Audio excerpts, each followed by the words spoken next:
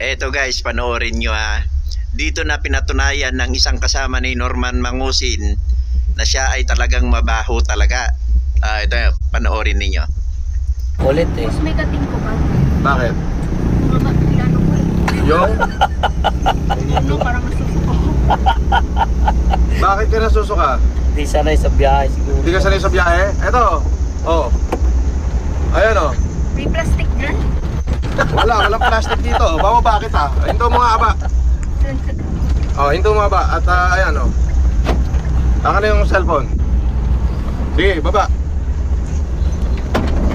Ano ko, buhos mo dun. Kita na yung puwit mo.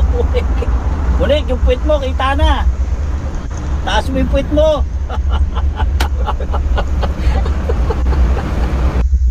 Oh, di ba? Yung mismong kasama niya ng babae ang nagpatunay na talagang mabaho itong si Norman Mangusin. Oy, Norman Mangusin. Maligo ka naman kasi. Mag-toothbrush ka rin. Bye.